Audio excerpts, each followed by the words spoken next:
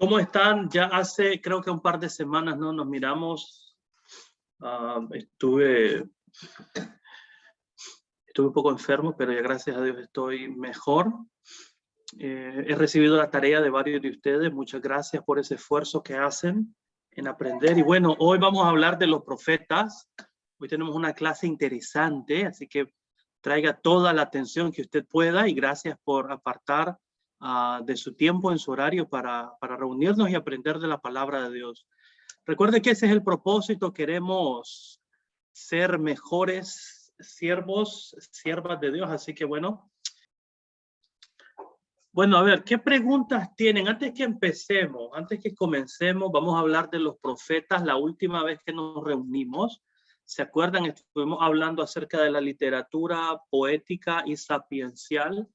Así bastantes generalidades, ¿verdad? Por cuestiones de tiempo. Estuvimos hablando de, ¿se acuerdan los tres libros? Que son Job, Proverbios y Eclesiastés. Estrictamente ellos son literatura poética y sapiencial. Mencionamos algunas características de esa literatura, ¿verdad? Así a grandes rasgos. Recuerda que lo que aquí en este curso estamos estudiando estoy tratando de darles a ustedes herramientas claves generales que les permitan hacer una mejor interpretación de lo que leen. Cuando leen el Antiguo Testamento, las cosas que vemos acá en clase, simplemente ténganla en mente como una guía necesaria para interpretar mejor lo que usted lee, ya sea que lea el Pentateuco, ya sea que lea los libros históricos o la literatura sapiencial. Usted recuerde sus apuntes, usted vea los videos que que el hermano graba, ¿verdad? Y pone a la disposición ahí. Y simplemente tenga presente esto. Cuando yo leo el Antiguo Testamento, tengo que tener estas cosas en mente para hacer un sentido de todo el conjunto. Creo que esa es la palabra. Creo que ya se lo he dicho antes. Queremos tener un mejor sentido del Antiguo Testamento como una unidad. Toda esta gran cantidad de material que existe ahí. Ok, hoy vamos a hablar de los profetas. Algunos de ustedes ya hicieron la lectura de Sicré de la semana pasada, ¿verdad? Entonces, ya más o menos tienen una idea de los rasgos del profeta, las características de la profecía. Vamos a repasar un poco de eso, ¿no? Pero obviamente no vamos a invertir mucho tiempo en lo que ustedes ya leyeron o repetir lo que él dice. Vamos a tomar algunas cosas, voy a compartir otras. Quiero empezar por lo siguiente. ¿Quién es un profeta? ¿Qué es un profeta? Cuando leemos la escritura y la abrimos y miramos fulanito, sultanito, fulanita es un profeta o profetiza. ¿Quién es un profeta en la escritura? Entonces dejo ahí el micrófono abierto y cualquiera de ustedes puede responder. Puede traer a colación lo que usted sabe, lo que usted ha leído, lo que leyó en el material que les dejé la otra vez que hicieron la tarea. Pero ¿quién es un profeta? Empecemos por ahí. Yo quiero saber, porque ustedes saben, ¿quién es un profeta?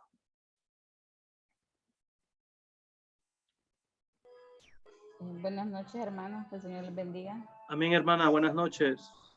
Bueno, a lo que pude leer en las escrituras, pues dice que un profeta, primeramente un hombre escogido por Dios, utilizado como mediador para comunicar lo que Dios quería comunicarle a su pueblo. Algunos fueron llamados porque el pueblo estaba desobedeciendo, entonces desobedeciendo las leyes. Entonces ellos fueron usados, Dios transmitía el mensaje, usaba a estos hombres para que llevaran el mensaje a su pueblo, a que ellos dejaran de hacer esas cosas. También en la lectura puede encontrar de que también habían falsos profetas. Menciona ahí lo que es Ananías. Bueno, no sé, no he leído mucho acerca de Ananías, pero también habla de eso, de que en aquel tiempo también habían esos falsos profetas. Ok, muy bien, excelente, hermana. Son personas escogidas por Dios para una misión en particular. Hay diferentes maneras en las que Dios llama a los profetas. Se acuerda, por ejemplo, de, Eliseo, el sucesor de Elías, fue escogido de cierta manera. Isaías de otra manera. Amós de otra manera. Entonces, la forma en la que ellos son llamados puede diferir, ¿no? Las circunstancias del llamado. Como nosotros el día de hoy, ¿verdad? ¿Cómo nos llamó Dios a nosotros, a los que estamos acá en la pantalla? Yo le aseguro que mis circunstancias de cómo Dios me llamó son diferentes a las suyas. A mí me llamó en tal etapa de mi vida, tantos años, en tal contexto, a usted en otro. De una manera similar, los profetas tienen diferentes llamados. Hay profetas que son profetas en el templo, cuya labor es estar en el templo, en el culto. Otros están en la corte, en el palacio, como Isaías, por ejemplo. Hay otros que en las plazas, en las calles públicas, ellos predican. Entonces hay variedad de profetas, ¿verdad? Estos hombres, y muy importante también recuerde, mujeres, ¿correcto? No solo los hombres eran profetas, ya usted sabe eso, ¿verdad? La profecía no es un fenómeno religioso exclusivo del género masculino, pero también hay mujeres que en tiempos clave de la historia del pueblo de Dios han sido profetisas. Dígame usted dos mujeres profetas en la escritura. A ver, así, pregunta de escuela dominical. Débora. Débora, muy bien. Débora. ¿Y? Hulda. Hulda. Excelente, hermano. Hulda en tiempos de Nehemías, en tiempos de Esdras y la reconstrucción. Muy bien. María o Miriam, ¿no? La hermana de Moisés. Muy famosa también, profeta. Elizabeth en Lucas capítulo 2 también, profeta, ¿verdad? ¿Se acuerda que había uno de los diáconos evangelistas en Hechos que tenía 7 hijas doncellas que profetizaban, ¿verdad? En Hechos 21. Entonces, recuerde que la profecía no es un fenómeno ni exclusivo de Israel, decir, la profecía hay otras naciones, los asirios, los babilonios, los egipcios, los fenicios, en todas estas naciones existe el fenómeno de la profecía. De hecho, hay un profeta muy famoso extranjero que fue contratado por un rey para maldecir a Israel en su paso por el desierto. ¿Se acuerda cómo se llamaba este profeta mercenario contratado? Iba montado en un burro, en un asno, ¿no?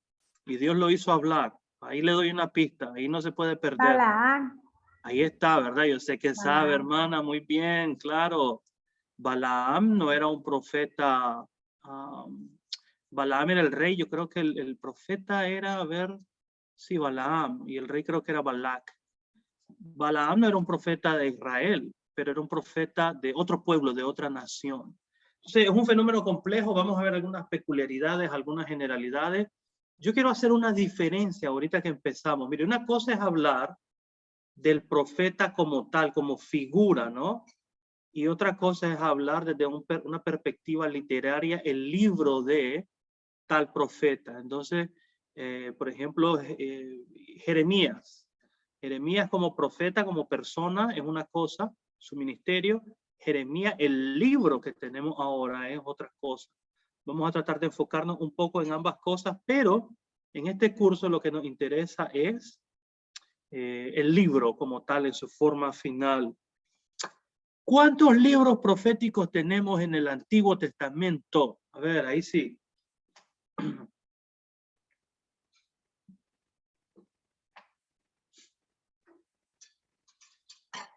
A ver si nos alcanzan los dedos de la mano, ¿verdad? En el Antiguo Testamento nosotros dividimos los libros proféticos de la siguiente manera. Tenemos los llamados profetas mayores, no porque sean más importantes, sino porque en cantidad, desde una perspectiva literaria, ellos escribieron más, por así decirlo, ¿no? Y ellos son, en el orden que tenemos en el canon, tenemos primero, recuerde, el famoso Isaías, tenemos a Jeremías, tenemos Lamentaciones, que es de Jeremías, tenemos Ezequiel y tenemos Daniel. Recuerde, en la Biblia hebrea, en el canon judío, Daniel no es un libro contado entre los profetas. Él no es considerado un profeta. Él pasa a una división de la Biblia hebrea que se llama los escritos, juntamente con los salmos, con Esther, con Esdras, Nehemías. Entonces, eso es interesante notar, que los judíos no consideran a Daniel profeta, el libro, ¿ok? No el hombre detrás del libro, pero el libro de Daniel no está entre los profetas en la Biblia hebrea, pero nosotros lo tenemos. Entonces, esos son los 5 profetas que llamamos mayores. Ahora bien, los profetas menores son 12. Los profetas menores son 12 y se llaman menores precisamente porque comparados con estos 5, la cantidad de escrito es menor. Por eso, ¿verdad? No es que sean menos importantes, sino que son menores desde una perspectiva literaria. En la Biblia hebrea, los 12 forman un solo libro, el rollo de los 12. ¿Verdad? Se les conoce como los 12. Entonces se cuentan en la Biblia, en el canon hebreo, están los profetas, que podríamos llamar, ellos los dividen anteriores y posteriores. Los profetas anteriores en el canon hebreo son Josué, Jueces, Samuel, que ahí incluye 1 y 2, y Reyes, 1 y 2. Esos son los profetas anteriores. Profetas posteriores, y lo que los divide es el exilio, el destierro a Babilonia, en la destrucción de Jerusalén, en el 586. Los profetas posteriores, ya ahí son Isaías, Lamentaciones, Jeremías, Ezequiel y los 12. El orden de los 12 en el canon hebreo y en el nuestro es el mismo, ¿no? Empezamos con el primero y más grande de ellos. Yo creo que van ordenados del mayor al menor, como las cartas de Pablo en el Nuevo Testamento, de la más grande a la más chica, de Romanos, por ejemplo, a Filemón. Entonces, en la Biblia, en el Antiguo Testamento, a ver, ¿quién de ustedes se sabe el orden sin ver nada, verdad? El orden de los libros de los profetas menores. Oseas, el primero, el más grande. Oseas, Joel, Amós. Después tiene usted Abdías, ¿correcto? Abdías. Yo creo que ahí es donde varía un poco el orden. Abdías, Jonás, Miqueas, Nahum, Habacuc, Sofonías, Ageo, Zacarías y Malaquías. Muy bien. Ahí está, hermano. Excelente. Hermano. Eso nos ayuda a organizar el material en nuestra mente, a saber cómo ubicarnos, ¿no? Cuando leemos la Biblia. Muy bien. Listo. Habiendo dicho eso, y si no tienen preguntas, yo quiero que ustedes presten atención, tomen nota. Yo sé que creo que después el hermano Fernando Montes, muy amablemente, creo que él facilita la grabación. Así que preste atención, ¿verdad? Ahorita regáleme unos 5 minutos, ¿verdad? Solamente voy a tratar de en nuestra mente ordenar de manera cronológica el ministerio de los profetas, ¿ok? Entonces, déjenme compartir mi pantalla y déjenme ver dónde tengo yo, a ver. Okay. Historia de los profetas.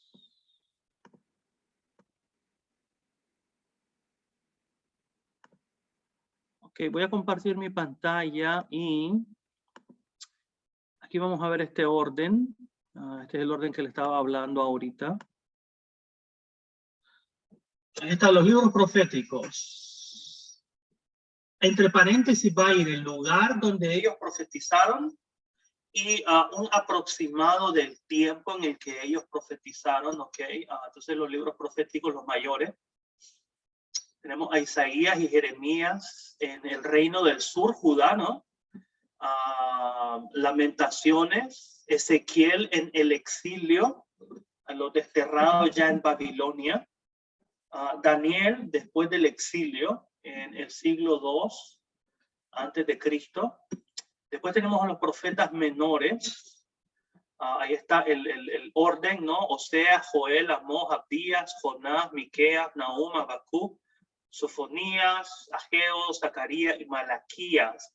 Entonces, mire, algunos de ellos profetizaron durante el tiempo de la monarquía dividida, cuando era el reino del norte, el reino del sur.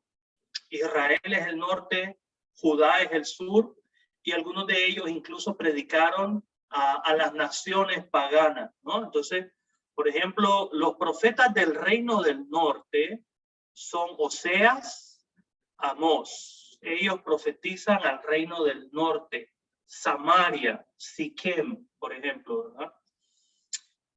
Profetas del sur son Judá, Joel, Miqueas, Nahum, Habacuc. Y después obviamente Ageo, Zacarías, Malaquías, después del exilio, prácticamente lo que queda es Judá, ¿no? Ya no como un reino. Y para las naciones extranjeras, mire, tenemos, ¿se acuerda por ejemplo Jonás? Jonás es uno de ellos, ¿verdad? Que tiene oráculo. Y Abdías, que es corto, ¿verdad? Un solo capítulo a la nación vecina de Edom. Entonces ellos tienen diversos roles o diversas misiones, pero el llamado proviene del mismo Dios. Estos son los profetas entonces. Ok, vamos a ver un poco de la cronología de los profetas, donde ellos aparecen. Vamos a tratar de verlo acá. Déjenme acomodar. No se puedo colapsar esto. Ok. Vamos a dirigirlo así, ¿ok? En el periodo asirio, el periodo del imperio asirio, donde el imperio asirio es el principal poder a nivel mundial, por así decirlo, tenemos los dos reinos juntos en este periodo y tenemos los primeros profetas clásicos, por así decirlo, ¿no? Que no son literarios, o sea, que no escribieron. Elías y Eliseo, por ejemplo, aparecen en aproximadamente 850, 800 antes de Cristo. Después tenemos el periodo asirio y ahí tenemos a Amós, Miqueas, Oseas. Estamos hablando del siglo 8 antes de Cristo, cuando cae el reino del norte. Un tiempo después tenemos el periodo babilónico, donde viene el exilio y la caída de Judá, pero aquí tenemos la profecía o el ministerio de Sofonías, Jeremías, Nahum, Habacuc, Ezequiel y Abdías. Tenemos Isaías del 40 al 55.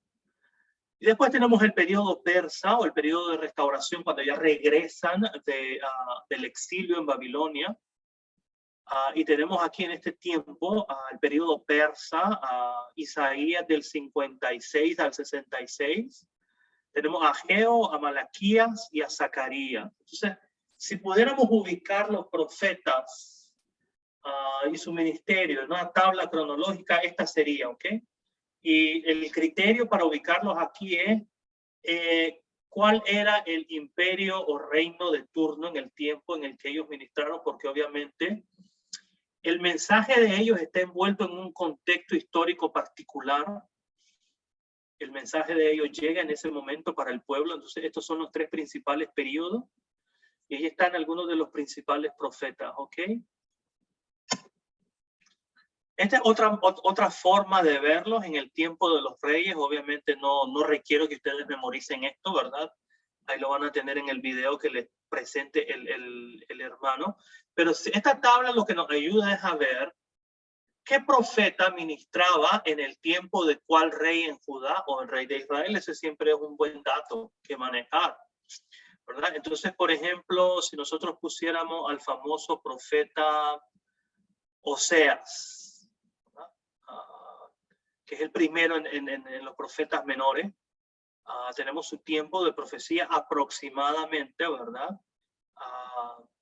Y el rey de Israel, porque él predica al reino del norte, el rey es Zacarías, Salum, Manahem, Pecaya y Osea. O sea, que él predica durante el tiempo de estos cinco reyes del norte, ¿no? Prácticamente, Osea es el último profeta, junto con Miqueas, en predicar al reino del norte antes de la caída, ¿no? Con los asirios. Entonces, esta tabla lo que le da es una idea de cómo ubicar a los profetas con respecto a quiénes eran los reyes de Israel o quiénes eran los reyes de Judá. Es un dato interesante, hermano, a la hora de interpretar los libros de los profetas. ¿Sabe por qué? Porque cuando usted lee los libros de los profetas, hay muchos personajes, ¿verdad? Como que usted mira una película y hay tantos personajes y usted de repente no los conoce, o no sé si usted mira telenovelas turcas, ¿verdad? Y entonces hay muchos personajes, hay muchos nombres que memorizar, y cuando usted lee la Biblia dice, ay, pero qué aburrido, ¿quiénes son estos? No sé quiénes son. Esto nos ayuda a orientar a los profetas, su ministerio y su mensaje en un momento en el tiempo. Ok, ahí luego la van a tener para que si ustedes quieren le tomen una captura de pantalla o qué sé luego, pero ahí se las dejo, ¿verdad? Ok, ubiquémonos en lo que a nosotros nos interesa entonces por siglos, de una manera un poco más compacta. Los libros proféticos que tenemos como tal, los que mencionamos, ¿no? Los profetas mayores y menores, provienen de este periodo de tiempo, desde el siglo 8 antes de Cristo, ¿no? Y ahí los primeros, por así decirlo, los más antiguos, ¿no? Van a ser Amós, Oseas, Isaías 1 al 39 y Miqueas. Esos son los profetas o los libros proféticos de este periodo. Luego tenemos a Joel, a Jonás en el siglo 7, a Nahum, Habacuc, Sofonías.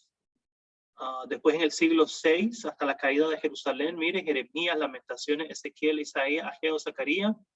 Siglos 5 al 4, Daniel 1 al 6, Zacarías, Malaquías, y después el llamado período intertestamental, ¿no? Que es 200 años antes, 300 años antes de Cristo.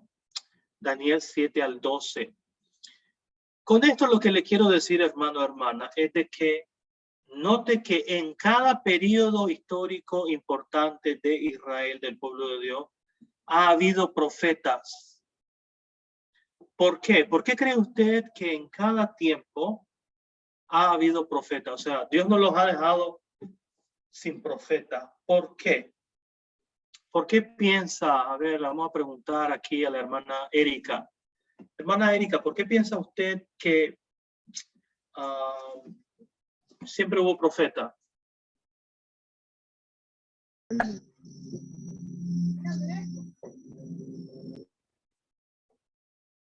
Hola.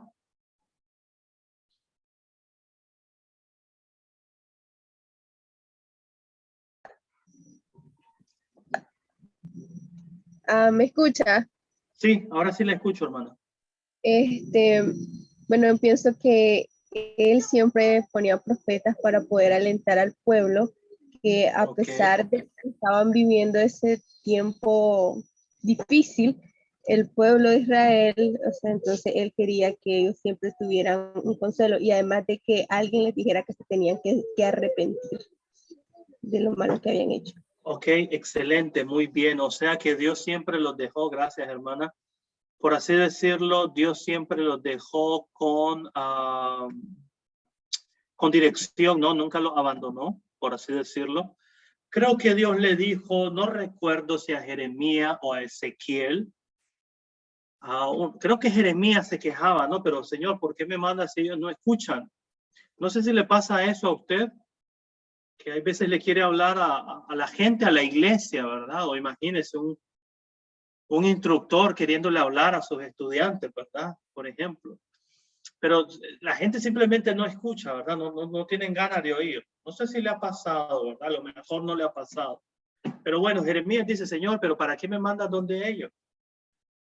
Y Dios le dice, escuchen o dejen de escuchar, van a saber que siempre hubo profeta en medio de ellos. O sea, siempre hubo palabra de Dios fresca para dirigir al pueblo y, como dijo la hermana Erika, para hacerles ver lo que es necesario que ellos cambien, ¿no? Muy bien, hermana, gracias. Muy buena respuesta. Ok, entonces esta es otra forma de ver a los profetas. Ahora bien, yo quiero hablar rápidamente con ustedes esto. Uno de los objetivos de este curso es dar a presentar los géneros literarios. Esto tiene que ver con la forma en la que los profetas comunican su mensaje.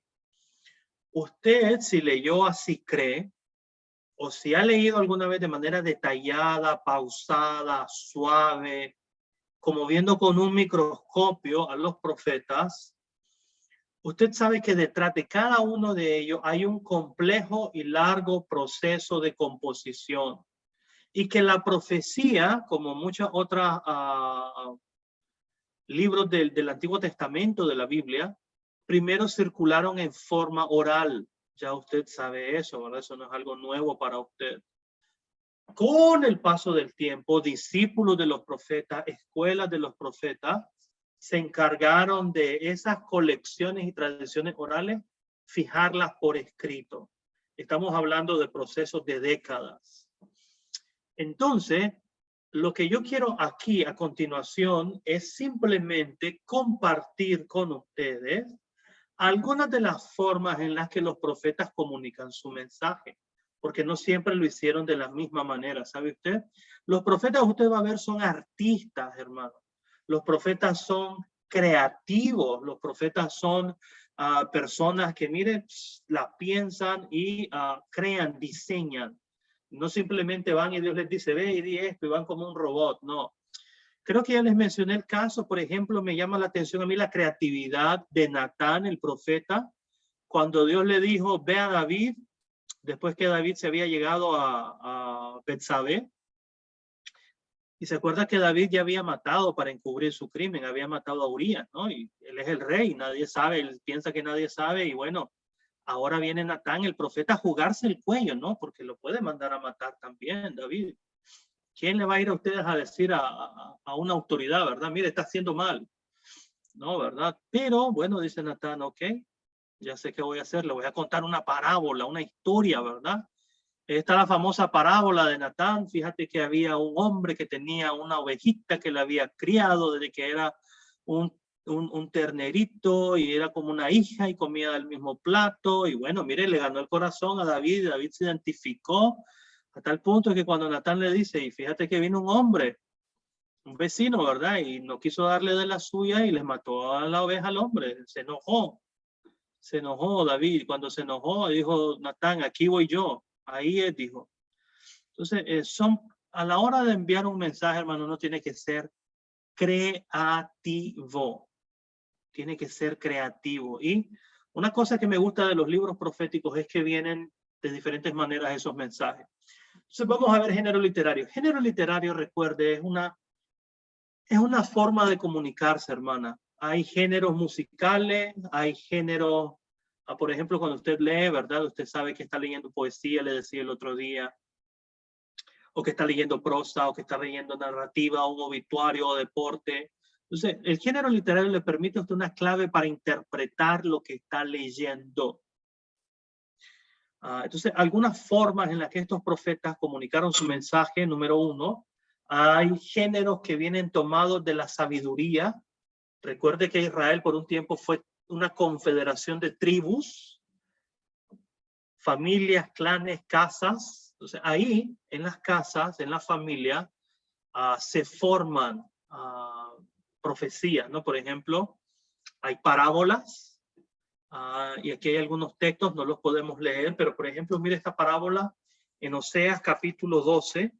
Si usted tiene su Biblia, vamos a ir rapidito a Oseas. No la vamos a leer todo, pero nada más quiero leerle el título de la parábola. Oseas capítulo 12, versículos 9 al 10. Yo soy el Señor tu Dios, desde que estaba en Egipto, haré que vuelvas a vivir en carpas, como en los días de nuestro encuentro en el desierto. Verso 10, yo les hablé a los profetas, les hice tener muchas visiones y por medio de ellos les hablé en parábolas, una historia, ¿no? Tenemos una alegoría. ¿Qué es una alegoría? ¿Quién sabe qué es una alegoría?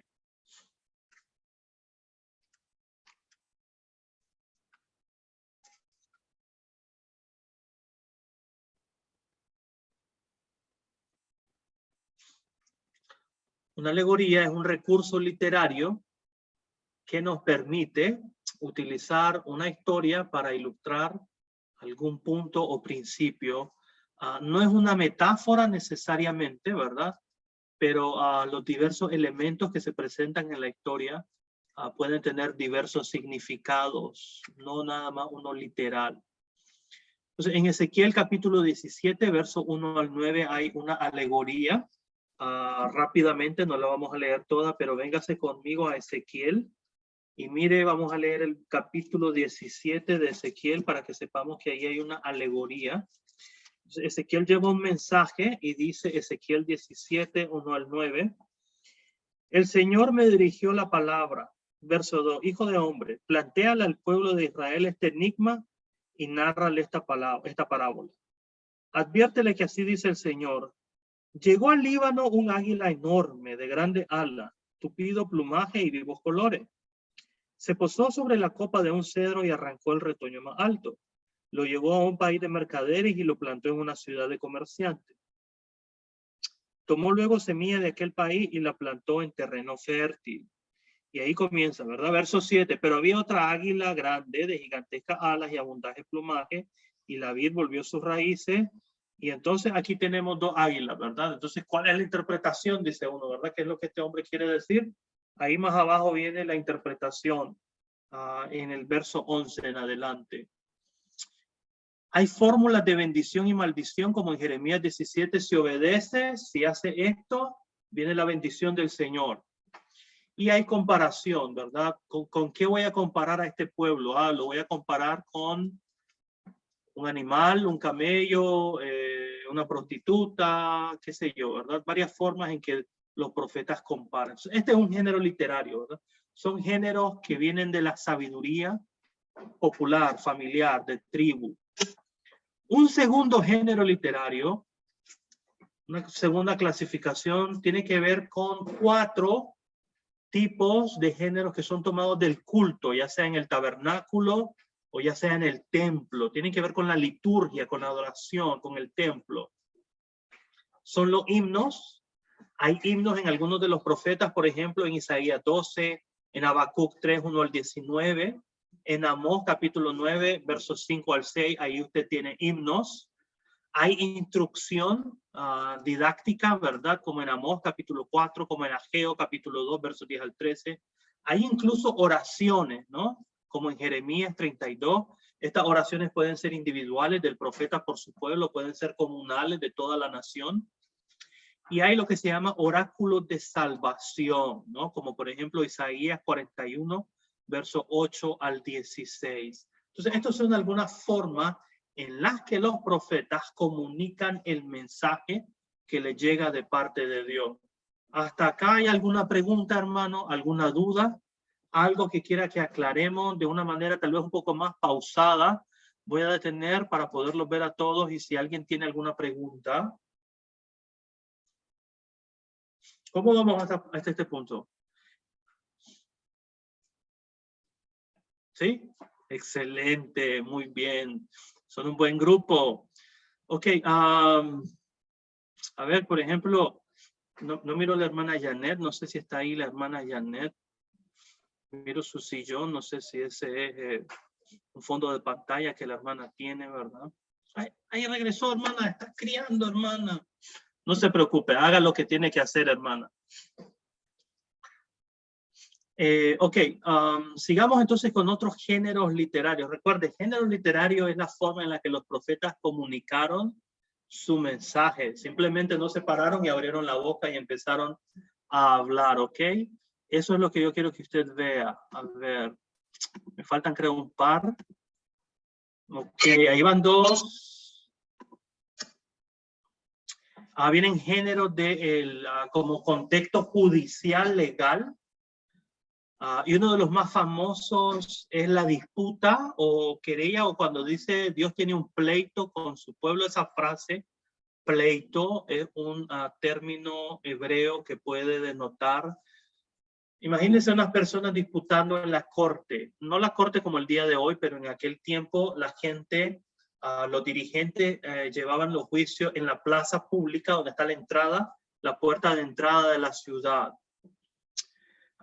Miqueas, capítulo 6, verso 1 al 2 es un buen ejemplo de ello. Oseas, capítulo 4, verso 5 es un buen ejemplo. Esos dos textos utilizan el género literario de disputa legal, ¿ok? O una formulación de causa y efecto. Por ejemplo, si ustedes hacen esto, esto les va a pasar. Como en Ezequiel, capítulo 18, ¿se acuerda? El que peca, por ejemplo, el pecado del padre y el pecado del hijo. El hijo no va a morir por el pecado del padre, sino que cada uno lleva su propio pecado. Ese tipo de formulación de causa y efecto también lo tenemos del ámbito judicial, ¿no? Como cuando tú le dices a tu hijo, o cuando la ley te dice, bueno, si no cumple estas normas, estas son las sanciones, etc. Ok, otro tipo de género literario, ¿verdad? Los tomados de la vida diaria, los cantos, como cuando usted está contento y canta. Los más famosos son cantos como fúnebres, lo llamado ayes. Ayes viene de dolor, ¿no? De esa expresión de queja, de pesar, ¿no? Isaías 28:1, por ejemplo, mire, lo voy a leer rápido. Isaías capítulo 28 es un buen ejemplo de un ay. Dice Isaías 28:1, ay de la altiva corona de los borrachos de Efraín, ay de los abatidos por el vino. Hay uno similar en Amós. Cuando usted va a Amós, capítulo 5, versículos 2 al 3, por ejemplo, dice así. Ha caído la joven Israel y no volverá a levantarse, postrada en su propia tierra. Versículo 1 de Amós 5 dice, oye esta palabra, reino de Israel, este canto fúnebre que por ti entono. ¿Qué le parece que alguien le dijera, te voy a cantar un canto fúnebre? ¿Qué es lo que le están diciendo con eso? Ya lo llevan a enterrar, ya está listo, ¿verdad? Entonces, imagínense qué es lo que le quiere decir a Dios a su pueblo cuando les dice, imagínense que alguien le lleva serenata y en vez de escuchar algo lindo y precioso, lo que usted escucha es un canto fúnebre, ¿verdad? Digno del cementerio. Entonces, hay algo que el profeta quiere decir cuando escoge ese tipo de melodía para cantarle a Israel. Lo mismo sucede en Habacuc, capítulo 2, versos 9 al 19. Otro tipo de género literario tiene que ver con los oráculos. Y me gusta esto, miren. Los oráculos son dobles en los profetas. Hay oráculos de salvación.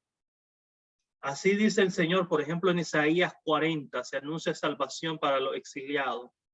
Pero también está el oráculo de condenación.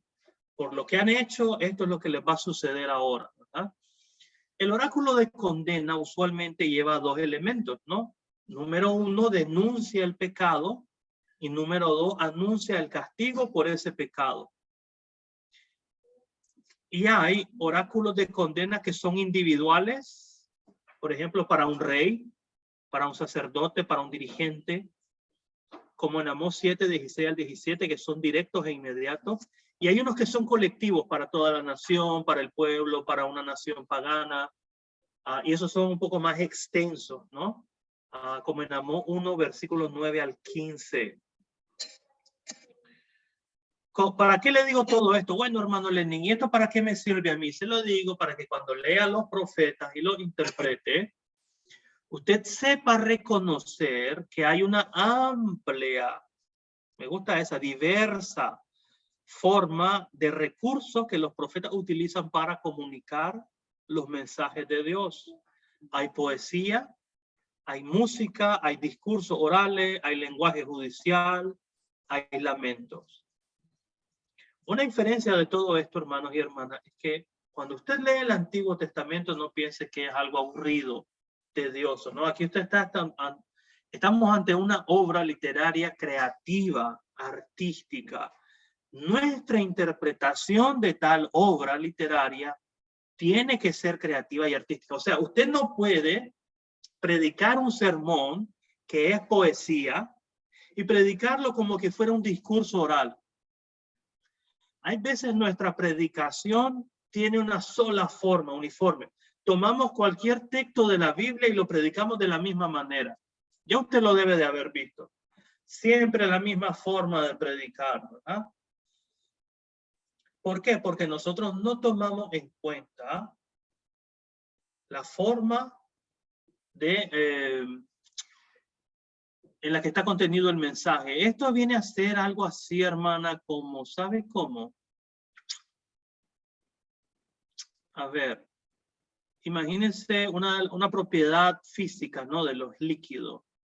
Es de que ellos adaptan o toman la forma del recipiente que los contiene. Y entonces usted dice, bueno, con que yo beba agua de todas formas, ¿no? Bueno, es palabra de Dios, dice usted. Sí, pero hay veces esa palabra de Dios puede ser servida de maneras diferentes. Hay veces viene en una jarra, hay veces viene en un vaso, hay veces viene gotita por gotita, hay veces viene como un río, como un mar. Entonces depende, hermano, ¿verdad? Entonces, esto tiene que ver con nuestra interpretación del texto. A la hora de leer los profetas, es más factible y hacemos un mejor uso de la palabra de Dios cuando interpretamos la poesía como poesía, la música como música, el lenguaje judicial. Básicamente lo que le quiero decir es que cuando usted lea alguno de estos géneros literarios en los profetas, esa es su primer pista para interpretar lo que el profeta quiere comunicar. ¿Me explico? Genial. ¿Ok? Eso es lo que le estoy diciendo, ¿verdad? La interpretación de los géneros literarios es una herramienta clave para una mejor comprensión del mensaje de los profetas. Bueno, aquí hago una pausa. ¿Qué preguntas tienen ustedes para mí? Yo quiero escucharlos a ustedes, hasta este punto en particular. Después vamos a ver algo más. Todavía no terminamos por esta noche, pero ya casi. A ver, ¿qué preguntas tienen para mí?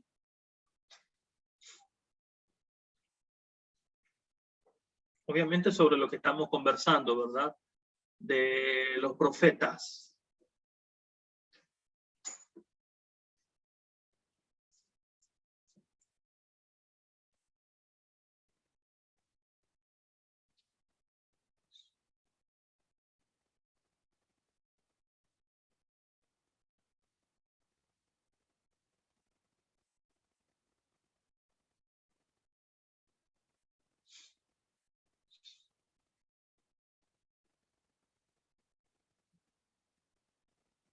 A ver, pues, el que mire fijo sin parpadear, a ver. No, ninguna, ok. Entonces, miren, si no hay ninguna pregunta, rapidito. Vamos a hablar de, ahorita acabamos de hablar, más o menos les di una idea de dónde ubicar cronológicamente a los profetas. No los libros, ok, no los libros. Al ministerio de los profetas, el hombre detrás del libro. ¿Sabes cómo es esto? Esto es como cuando usted lee cualquier obra literaria. Hay veces hay obras literarias que, por ejemplo, están ambientadas, por ejemplo, en otra época y su escritor vivió o antes o vivió mucho tiempo después, no vivió en esa época. Hay algunos libros proféticos que así son, como cuando usted mira una película o una novela. Por ejemplo, imagínese una novela ambientada en el tiempo de la Segunda Guerra Mundial, ¿verdad? Pero que es producida en nuestros días, en el año 2022. Aunque la trama se origina y se centra hace muchos años atrás, la podemos ver hoy. Entonces, una cosa es la producción y otra cosa es la historia que cuentan. ¿Ok? Entonces, ahora vamos a hablar de los hombres y mujeres detrás de la profecía. ¿Ok? Entonces, agárrese ahí, tenga paciencia, ya vamos, y voy a compartir otro Voy a compartir mi pantalla otra vez, pero esta vez voy a hacerlo con otro aspecto de los profetas. Aquí vamos, ¿ok? Esta es la pregunta que le hice, creo que se la hice al inicio, ¿no? ¿Quién es un profeta? Esto tiene que ver un poco más con la lectura que hicieron de Sicré. No la vamos a repasar toda, ¿verdad? Pero yo les decía, ¿no? ¿Quién es un profeta? Usualmente, la imagen que tenemos del profeta es la clásica imagen, ¿no? Un hombre o una mujer que recibe de manera sobrenatural un mensaje divino, como que es su mente robada en ese momento, ¿verdad? Y tienen que hablar sobre el futuro, ¿correcto? Profecía usualmente nosotros la conectamos como con una especie de bola de cristal que dice el futuro. ¿Es correcto eso? Quiero escucharlo, ¿verdad? ¿Un profeta es como un vidente? ¿Como alguien que ve el futuro? A ver, quiero escuchar sí, no y por qué. A ver, hermana Raquel, dele, viaje.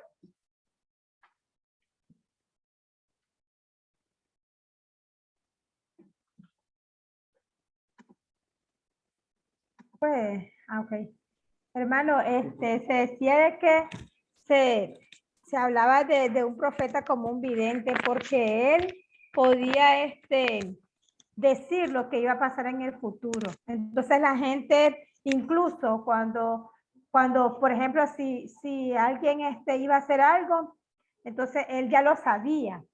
Y en la Biblia encontramos varias cosas de que el profeta podía darse cuenta qué iba a hacer, quién estuvo dónde y todo ese tipo de cosas. Entonces la gente pensaba y decía de que el profeta era como un vidente porque él podía predecir lo que iba a pasar en el futuro. Entonces por eso fue llamado también vidente. Ok, muy bien, es una forma de referirse en ocasiones a algunos profetas, pero fíjese que no necesariamente, no siempre, no es una regla universal, por así decirlo, ¿verdad? Claro que hubieron profetas que hablaron del futuro, pero no todos hablaban del futuro, ni siquiera un futuro muy lejano tampoco, ¿verdad? Porque le voy a poner un ejemplo. A ver, hermana Raquel, imagínese Jonás.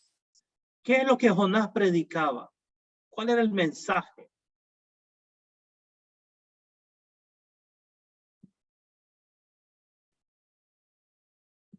De aquí a tantos días. Sí, él predicó, ¿verdad? Para el evangelio, bueno, predicó que se arrepintieran, que cambiaran su forma de vivir, todo lo que era el pueblo. Entonces, Bien, él no quería, pero al final pues lo hizo. Y okay, él no era algo a futuro, sino era algo presente. Sí, por eso le decía, lo decían que era un vidente, pero no necesariamente nosotros conocemos que habían cosas que podía pasar. Por ejemplo, si hablamos de Natán puede decir algo que, si bien es cierto, había pasado en el pasado, podríamos decir, no era futura. Él sabía y Dios lo mandó a corregir a David de algo que él ya había hecho. Muy bien, excelente, hermana. Mire, por ejemplo, el mensaje de Jonás a los asirios, ¿no? En Nínive, tiene que ver con el futuro. De aquí a 40 días, dice Jonás capítulo 3, versículo 4, de aquí, dentro de 40 días, Nínive será destruida. Pero hay un problema y por eso Jonás se enoja. Jonás no puede ver el futuro, porque si él puede ver el futuro, él se daría cuenta que Nínive no va a ser destruida, porque Dios no destruye a Nínive. Porque el futuro, en la profecía del futuro, no está cerrado, no es un camino sin salida. Siempre está abierto. Depende de la respuesta del ser humano al mensaje de Dios. Entonces, dentro de 40 días, Nínive va a ser destruida. Oh, pero le faltaba un elemento, ¿verdad? La gente se arrepintió y Dios no destruyó a Nínive. Y por eso se le podría el hígado a Jonás, ¿verdad? Por así decirlo. Entonces, yo sé que a veces nosotros pensamos que el profeta es el hombre o la mujer de Dios que vaticina el futuro, Hay veces que sí, pero no es esa la principal ni única labor del profeta. Recuerde, el futuro está abierto, no está cerrado. Si el pueblo se arrepiente, lo que la profecía dijo que iba a suceder no va a suceder.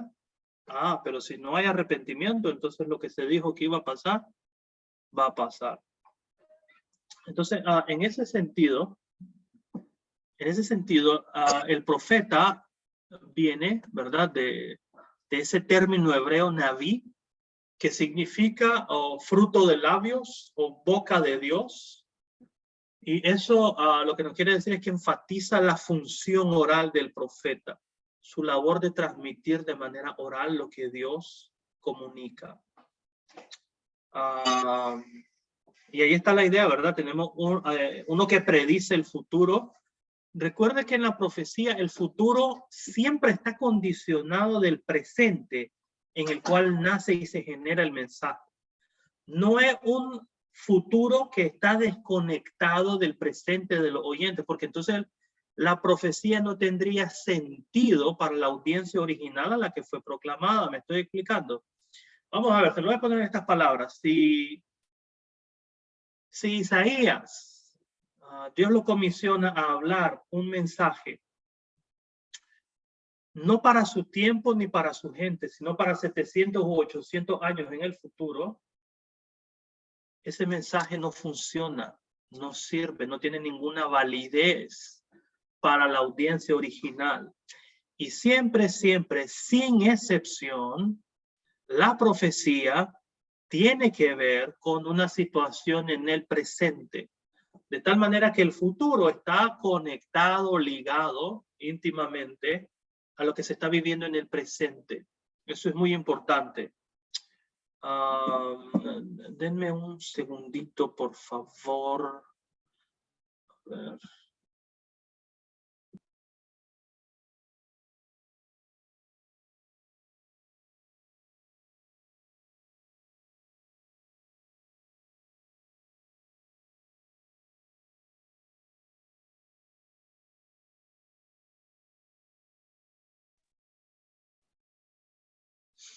Ok, no se alegre, ya estoy aquí, ya regresé.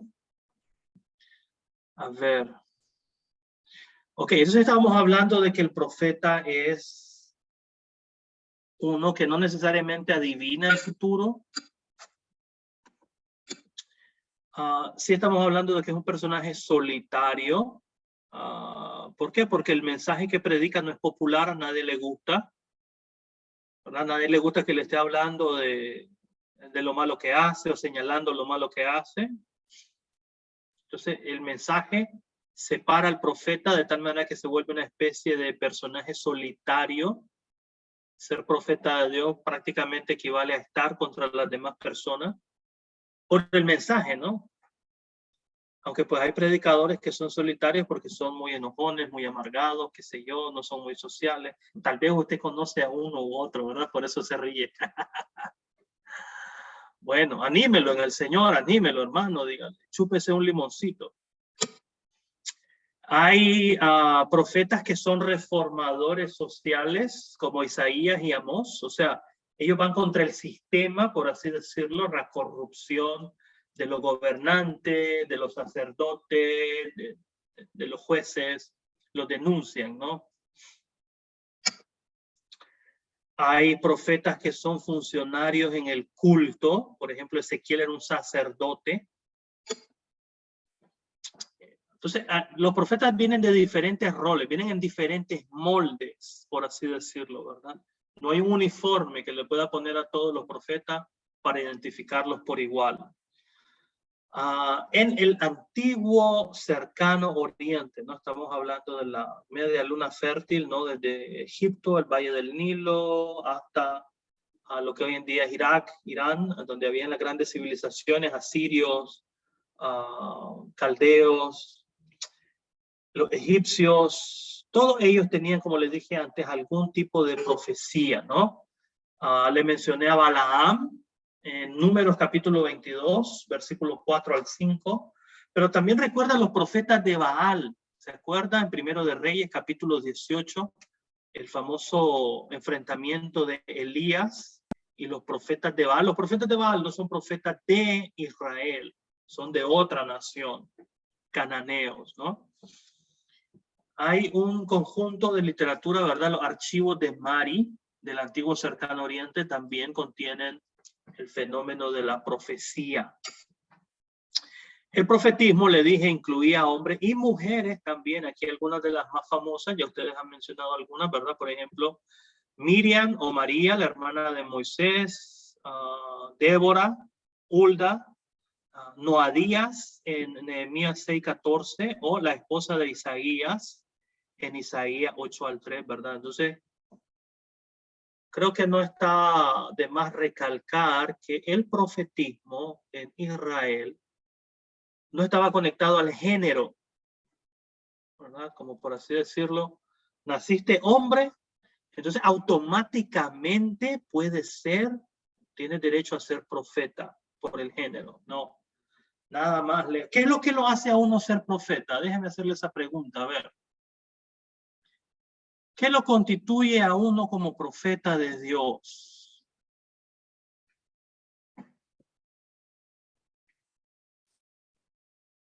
Esa es una pregunta para ustedes. ¿Qué opina Josué? Josué, ¿qué lo hace a uno ser profeta? Bueno, que lo llame el Señor, pues, Dios, o sea, él Muy bien, excelente, buena respuesta. Yo soy profeta ya. Yo soy Sin haber profeta sido ya, ¿verdad? llamado. No. Todo profeta empieza con un llamado de Dios. Dios te llama para una misión en particular. Entonces ve que no depende de uno, sino que depende del llamado que Dios hace. ¿Okay? Hay un llamado general, pero hay un llamado específico. Por ejemplo, aquí ya vemos varios, cada uno de nosotros de manera general hemos sido llamados por Dios, pero específicamente cada uno de nosotros tiene un llamado, una misión, un rol dentro del reino que nadie más puede hacer sino usted. Entonces, los profetas de la misma manera, ¿verdad? Lo que los constituye es ese llamado divino, ¿verdad? Yo estaba pastando, yo estaba dándole de comer a las vacas cuando Dios me llamó. Dios me tomó de detrás de las ovejas. Dios me tomó de detrás del ganado, dice Amós, ¿verdad? Yo estaba en lo mío y Dios me llamó, por así decirlo, ¿verdad? Ahora, hay otros profetas que son profesionales, ¿verdad? Ezequiel, Isaías. Esos hombres son estudiados, preparados, sabidos, sacerdotes, etcétera. Entonces, hay de todo un poco en la viña del Señor, ¿verdad?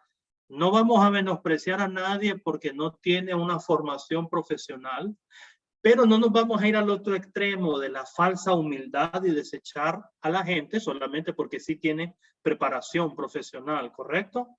Porque de ambos toma Dios de acuerdo a lo que Él llama. Él llamó, por ejemplo, a Pablo y Pablo era súper preparado. Pablo era muy preparado, ¿ok? Entonces, recuerde eso, ¿ok? Sigamos entonces. A ver, estamos hablando del fenómeno de la profecía. Ok, y aunque eran israelitas o del pueblo de Dios, algunos de estos profetas, como Abdías, dijimos, tienen una misión no necesariamente de ir a Israel o a Judá, sino que van a las naciones extranjeras. ¿Por qué piensa usted que algunos de estos profetas Dios los envía a las naciones extranjeras? A los que no son el pueblo de Dios, por así decirlo. Por ejemplo, a Abdías lo manda a Edom, a Jonás lo mandó a Nínive, a Nahum también, a Sofonías, a las naciones de Filistea, o Isaías, capítulo 14, hasta el capítulo 22, tiene diversos oráculos a diversas naciones. Entonces mi pregunta para ustedes es, ¿por qué? ¿Por qué Dios envía de sus propios profetas de su pueblo a otras naciones? A ver, yo sé que la hermana Raquel tiene algo muy importante que decir, y ya le voy a dar el tiempo, hermana, después de escuchar a Jeremy, porque yo sé que Jeremy también tiene algo importante que decir. Jeremy, ¿por qué crees tú que Dios envía profetas a las naciones extranjeras?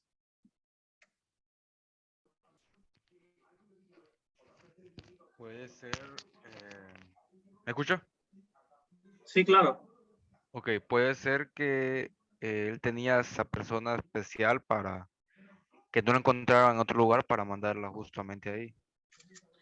Ok, a ver, barájamela al suave. ¿Cómo es? Repíteme, por favor.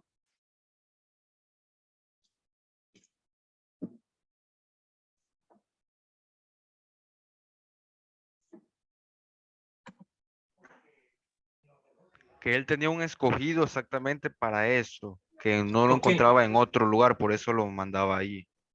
ok, muy bien. Eso tiene que ver, correcto, muy bien. Eso tiene que ver con el llamado del profeta, excelente. Pero la pregunta es, ¿por qué lo enviaba Dios a ese escogido? ¿Por qué lo enviaba a las naciones extranjeras?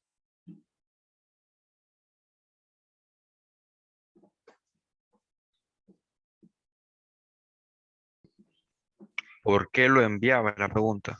Sí, Es tanto complicado responder.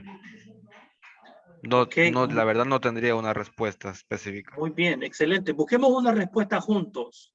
Hermana Raquel, a ver, ahora sí, hermana Raquel, dígame usted, ¿por qué hermana cree que Dios enviaba profetas a las otras naciones? Con el objetivo de que conocieran más de Dios y que conocieran la voluntad que él tenía. Okay, muy Incluso bien. el apóstol Pablo, ese era el objetivo, que pudiera llevar el evangelio de salvación a muchas naciones, al pueblo gentil. Ok, muy bien. Veamos un par de textos del Antiguo Testamento. Estamos en los profetas. Mira Isaías capítulo 19. A ver, vámonos a Isaías 19. Y vamos a leer versículo.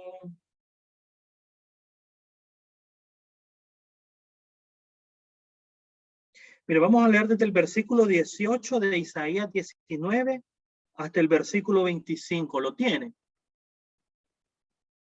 Isaías 19, 18 al 25. Escuche bien. Dice así. En aquel día habrá en Egipto 5 ciudades que hablarán el idioma de Canaán y se jurarán lealtad al Señor Todopoderoso. Una de ellas se llamará Ciudad del Sol. Verso 19. En aquel día habrá un altar para el Señor en el corazón mismo de Egipto y en su frontera un monumento al Señor. Esto servirá en Egipto de señal y testimonio del Señor Todopoderoso. Cuando ellos clamen al Señor por causa de sus opresores, Él les enviará un salvador y defensor que los librará. Oiga bien, a los egipcios. Verso 21. De modo que el Señor se dará a conocer a los egipcios. En aquel día ellos reconocerán al Señor, los servirán con sacrificios y ofrendas de grano, harán votos al Señor y se los cumplirán. Verso 22. El Señor herirá a los egipcios con una plaga y aún hiriéndolos los sanará. Ellos se volverán al Señor y Él responderá a sus ruegos y los sanará. Verso 23. En aquel día habrá una carretera desde Egipto hasta Siria.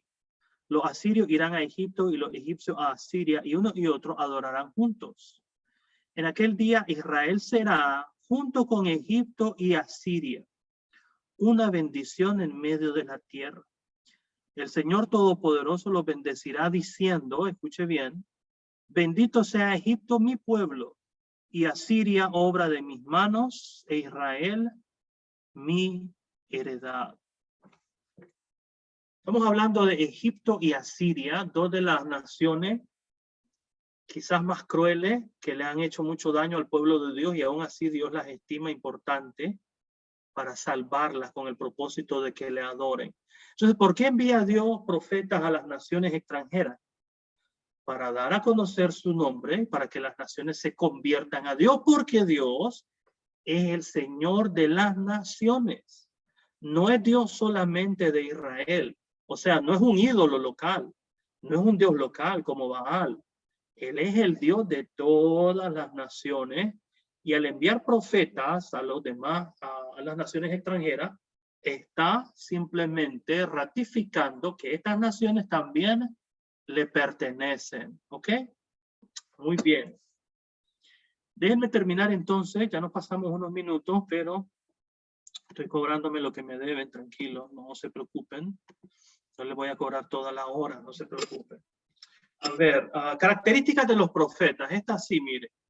Rápido las vamos a ver. Esto viene de la lectura y tarea que ustedes hicieron, que ya entregaron.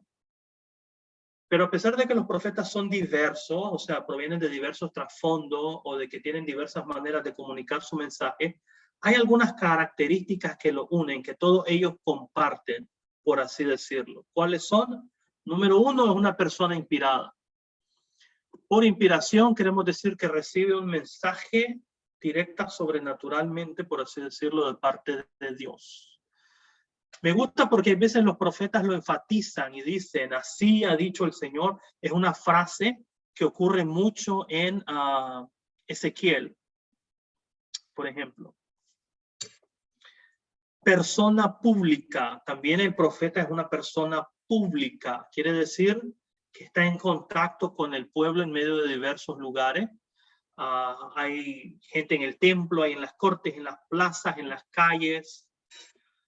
Es una persona amenazada también. Obviamente usted ha leído a Jeremías, terminó en la cárcel, terminó desterrado, buscaban su vida para matarlo, lo mismo Ezequiel, los profetas, ¿verdad? No es un mensaje popular porque, bueno, genera oposición, ¿no? Y es un mensaje duro el que hay veces ellos tienen de parte de Dios, ¿verdad? Y por último, y muy importante, es un don de Dios, o sea, no depende de la persona que lo quiera, sino que es un carisma, ¿no? Un don que proviene de Dios. 4, mire, 1, persona inspirada, 2, persona pública, 3, persona amenazada, 4, es un don de Dios. Después hablamos de esto. Ok. El día de hoy, ¿existen profetas? Mire, bueno, tomando en cuenta las características de que, bueno, es un don de Dios, son personas que públicas, son personas que son amenazadas, y no recuerdo la otra, no, ¿cuál es la otra? Carisma. Pues yo digo de que seríamos nosotros. Ahora no sé, pues la verdad puede estar equivocado, pues, pero digo que sí, no sé, pues. Ok, muy bien, es interesante, ¿verdad? ¿Nosotros quiénes? ¿Quiénes seríamos nosotros? Los que estamos aquí en el curso, la iglesia, todos los creyentes. Vamos a ver qué dice la hermana Raquel. La hermana Raquel, quiero escuchar la hermana Raquel. Estamos hablando de profecía hoy. Ay. Hermano, como ya decía Josué, nosotros podríamos decir, ¿verdad? Que en sí, en cierta manera, nosotros podríamos ser profetas. ¿En qué manera? Hemos sido llamados por el Señor para anunciar el Evangelio, las buenas nuevas de salvación. Entonces nosotros estamos anunciando, estamos diciendo, incluso, no podemos ver el futuro, porque a veces nosotros podemos decir, esa persona se va a condenar, pero como ya bien lo decía usted en la clase, eso va condicionado a la acción de las personas. Entonces, sí somos públicos porque nosotros podemos predicar la palabra de Dios a las diferentes naciones, a las personas. Fuimos elegidos no solamente por el hecho de yo ser mujer, no puedo ser profeta. También son los varones y eso es un don del Señor. Ahora bien, quizás no todos en la iglesia realizamos esta actividad o podríamos decir somos profetas, ¿verdad? Porque no todos tenemos esa parte de anunciar el evangelio. Algunos estamos ahí pues relegados. Ok, perfecto, hermana. Bueno, mire, de manera general, como usted dijo, está difícil, ¿sabe por qué? Porque mire, sin irnos al Nuevo Testamento todavía, sí, uno diría, bueno, un profeta es boca de Dios, etcétera, pero lo que pasa es que es como un fenómeno, tiene que ver con un llamado muy particular que Dios hace, ¿ok? Entonces, de manera general, yo no creo que todos seamos profetas, porque si todos somos profetas, no es un don de Dios, porque no todos tenemos el mismo don, no todos podemos tener el mismo don, no todo el cuerpo es ojo, dice Pablo, no todo el cuerpo es mano, ¿verdad? En ese sentido. Tampoco tenemos un mensaje particular de manera sobrenatural que Dios nos haya revelado única y específicamente a nosotros y decir, ve y háblale a tal persona o a tal nación. Creo que haría falta ese elemento, por así decirlo. ¿Me explico? Ok.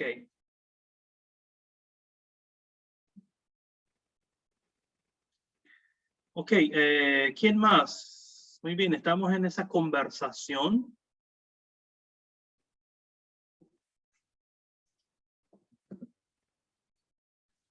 Ahora es una pregunta. ¿En el Nuevo Testamento hay profetas? Sí, sí hay profetas en el Nuevo Testamento. Claro que sí. Hay varios. En el libro de los Hechos hay uno que se llama Agabo, por ejemplo, ¿verdad? La hija que les dije de Felipe, el evangelista, en Hechos 21. La iglesia en Corinto tiene profetas. En Primera de Pedro se mencionan profetas en el tiempo del Nuevo Testamento. En el libro de Apocalipsis, Juan, el vidente, es un profeta que es miembro a su vez de un grupo, un círculo más grande de otros profetas. Profetas itinerantes que van de una iglesia a otra, de ciudad en ciudad, con un mensaje. Entonces sí, sigue el fenómeno de la profecía en la iglesia aún en tiempos del Nuevo Testamento, ¿verdad? Pero bueno, ahí lo dejo para que piense. Solo quería generar esa conversación entre nosotros, ¿verdad? No estamos definiendo nada todavía. Ok, ¿tienen alguna otra pregunta? Ahora sí, ¿verdad? Son las 8:20. Vamos a concluir acá en este momento. Vamos a detenernos. Vamos a continuar este tema de la profecía el próximo día de clase, el próximo lunes. Pendientes, por ahí les voy a dejar algo para leer. Yo les aviso en el medio de comunicación, pero por el momento yo quiero saber, ¿tienen alguna pregunta, duda sobre lo que hemos conversado hoy de la profecía y los profetas?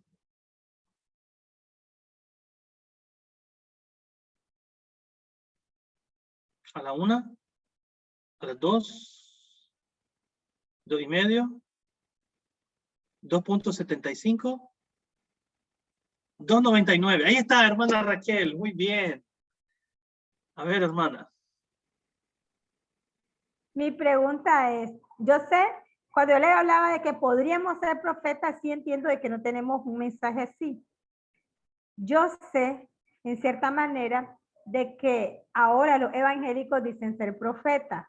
Entonces, mi pregunta es, yo sé que no es válido. Desde la perspectiva de que ellos dicen de que son profetas, porque ellos creen en los sueños y dicen, el Señor me habló, dicen ellos, y me dijo que hiciera tal cosa. Como le digo, yo sé que eso no se puede dar, pero la gente puede malinterpretar y puede decir, es que ellos son elegidos como profetas. Entonces, nosotros como cristianos sabemos que tenemos la misión de predicar el evangelio, pero ellos les son llamados supuestamente profetas. Yo sé que no son, pero la gente la confunde. Es esto, o sea, quizás no es válido, pero no sé si la pregunta sería válido o no válido. Yo sé que no, pero ¿qué responderíamos nosotros en cierta manera cuando alguien nos dice, es que él me habló y a través de sueño y me dijo que tenía que hacer esto? Porque yo tengo gente que conozco que es evangélica y que me ha dicho así, y yo solo a veces prefiero mejor callar y no entrar en controversia. Podría decirle lo que usted decía en la respuesta que nosotros decimos. ¿No? Usted tiene un llamado del Señor, usted tiene algo que va a decir, a predecir en el futuro.